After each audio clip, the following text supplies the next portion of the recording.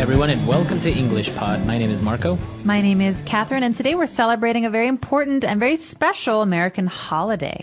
That's right. Today we are celebrating and talking about Thanksgiving, a very, as you say, traditional and big holiday in the United States. That's right. So this year it's on November 25th. It's always on a Thursday. Let's check out our dialogue to hear about what happens at this special dinner and why this is a holiday, and then we'll be back to talk about it in just a moment.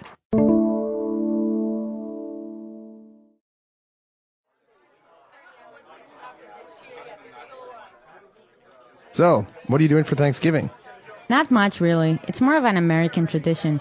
So back home, we don't really celebrate it. In fact, I'm not even sure of what exactly is being celebrated. Well, you know, it's a time to get together with all of your family and be thankful for everything. Yeah, but how did this holiday come to be? Well, the first settlers of Massachusetts arrived there because of religious persecution from England and King James. Once in the New World, they befriended a native named Squanto who taught them how to harvest food from the area, such as corn. And then what happened? Well, they had enough harvest for the next winter, and in celebration, they decided to have a big feast with the natives, giving thanks to the land and everyone for their food, health, and new lives. Interesting. I am amazed how big and delicious Thanksgiving dinners are. Come to my house for Thanksgiving. We're having turkey, pumpkin pie, mashed potatoes with gravy, and lots of stuffing. Count me in! All right, we're back. So a very interesting holiday. We learned a little bit about why it's celebrated, how it came to be. So let's take a look at some of those words now on Language Takeaway. Language Takeaway. The first word we have for you guys today on Language Takeaway is settler. Now, a settler is a person. What kind of a person is a settler? Basically, it's a person that goes to a place to settle down there or to settle there, and that basically means to live there, to stay there permanently. All right, but the idea with a settler is that he or she will start to build something, build a house, build a city, build a town. That's right. So settlers go to places where there aren't very many people. That's right. Kind of hard to be a settler now. Yeah. But yeah, back then, obviously, there were so many places that were undiscovered or didn't have people, and they would settle there. And the place where they went in the United States is called Massachusetts. Massachusetts. Now, this is a very long, very hard to pronounce word, and I believe it comes from a local Indian language, but Massachusetts, if you break it down, Massachusetts is a state. And you might have heard of the biggest city in Massachusetts, which is Boston. So Boston, Massachusetts. But this is where the settlers first came when they came to America. That's right. So I think if you go to Boston, it has kind of this atmosphere of of the settlers and how this old little touch to it of how it used to be, right? There is an old feel to Boston because unlike most places in America, Boston has been a city for over 400 years, almost 500 years. So it's much different from places like California right. or Texas. That's right. Okay. So the settlers arrived to Massachusetts and they went there because of religious persecution from England and King James. Okay, so the key here is persecution. This is something that you do to someone else, or this is something a government does to someone else. Basically, to persecute someone is to limit them, or to attack them, or to prevent them from doing things that they want to do. That's right. So basically, that is the reason why they left England, because the king was persecuting them. They didn't let them have their own religion. Right, they had this religion and the king did not approve of the religion, and they felt like people were critical of them or attacking them or preventing them from practicing this religion. And so their religious persecution in England pushed them to this place, the New World. So that's our next word, right? That's right, the New World. And this is what they used to call the continent of United States or North America. They used to call it the New World. All right, so New World, Old World. So if we think of Europe as being the Old World, America, like you're saying, Latin America, North America, these are part of the New World. So it's almost like they had never been discovered before. Right. So, yeah, basically everyone was concentrated in Europe at that time. And then when they went to the West, they went to the New World. And obviously when they arrived, it wasn't empty.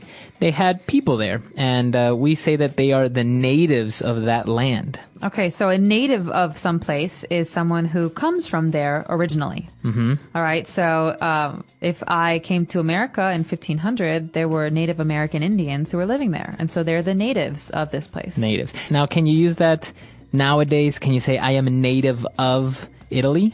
I'm a native of Italy. I'm a native of Chicago. Yes, you can. Okay. It's a little bit, it's a little bit less common than saying I'm from Chicago or I'm from Italy, but it's also correct. Okay. But in this case, we're talking about the natives as the people who were already there. Yes, Native that's right. American like Indians. Squanto. Like Squanto. That's the name of that Native American Indian who was there. And this native named Squanto taught them how to harvest food from the area such as corn. So this is the interesting part of the story. It is. Basically, these two groups worked together. You have Native American Indians and settlers, and they worked together to make a meal and to survive, basically.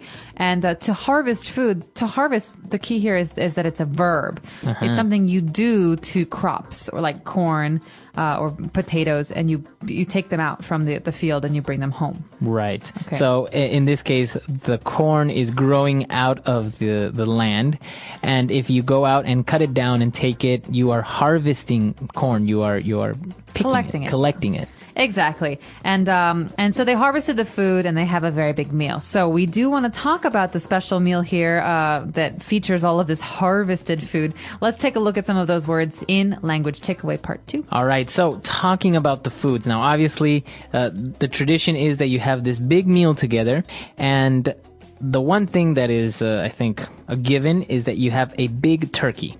That's right. So a turkey is a bird. Mm-hmm. They make very funny sounds, don't they? Right. Like gobble, gobble, gobble, gobble. But they're very big. They run around, and they have this red part under their neck and beaks and everything. So it's a very commonly eaten food for Thanksgiving, but people can eat it anytime. Yeah, this is a weird thing. I usually don't see turkey too much if not during Thanksgiving. Like, I don't see somebody or at a restaurant offering turkey. No, it's you very don't. rare. But you do see it in delis, like a roast turkey sandwich. Yes, because this turkey is is true. very healthy. Mm-hmm. Okay, so we have turkey. We also have pumpkin pie. So pumpkin pie. Pumpkin pie, this is a classic. You've heard of apple pie, all right? But pumpkin pie is a baked dessert that is filled with some pumpkin filling. Mm-hmm. So, as you know, pumpkin is a big... It's a gourd. It's a gourd. Yeah, I think it's kind of vegetable. Kind of like a vegetable. It's big and orange. And basically, this is... It's kind of sweet, right? The insides. It is. It's a little bit sweet. It's big, orange, and round, like you say. People often start to harvest them around October, I'd say. Some people like to eat the seeds, but you can also scoop out with your spoon. You can take out some of the meat, some of the filling, and that's what we use to create this pumpkin pie. Very good. So pumpkin pie, delicious food. Now we also have a typical mashed potatoes with gravy.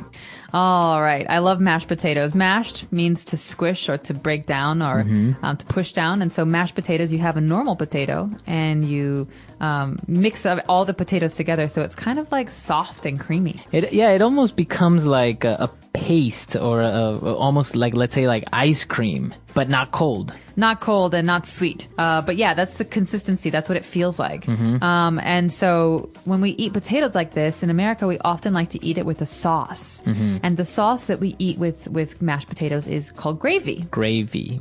And now gravy is usually made out of what?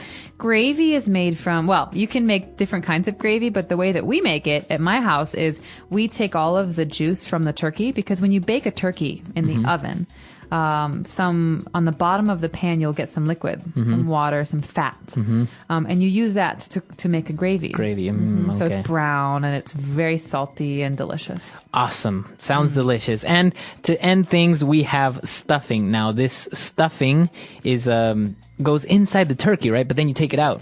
That's right. So stuffing, we talk about stuffing in general as being something that you put inside something else. So if I have a stuffed animal, he has some cotton inside or whatever. But if you have a turkey, you take out all of the organs, the heart, the liver. You take those parts out because we don't eat those. And you put some bread, onions, and vegetables inside the turkey to cook. And then you take it out and you eat it. So it tastes a bit like turkey and meat, but it's very delicious. But you eat it apart. It kind of like, let's say, rice. It's like a side dish. Like a side dish. All right. It sounds delicious. And obviously, it's a very big meal. And but very, very common, a traditional holiday in the United States. It's very fun to celebrate as well. You get together with family and you have this nice meal together. That's right. It's a wonderful holiday, and we'll be talking a bit about it in a second. But let's just take one more listen to today's dialogue.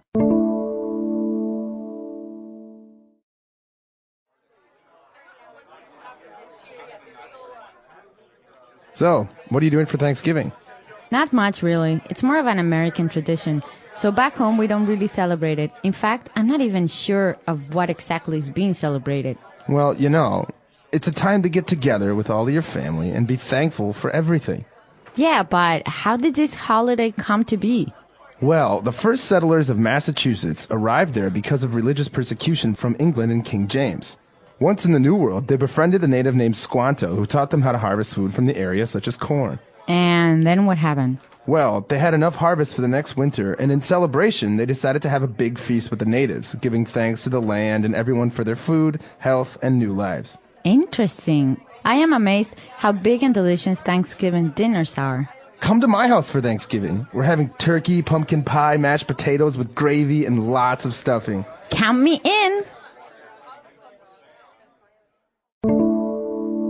All right, so Thanksgiving is a national holiday. Now, is it? You said it's on a Thursday. It's always on Thursday. So you get that Thursday off from school, from work, and everything. You get Thursday and Friday. Oh, you get 2 days. Yeah, it's a 4-day weekend. Oh, nice. And it's a wonderful holiday because it's something that everybody in America can celebrate. Because, you know, for Christmas, for example, some people don't celebrate Christmas.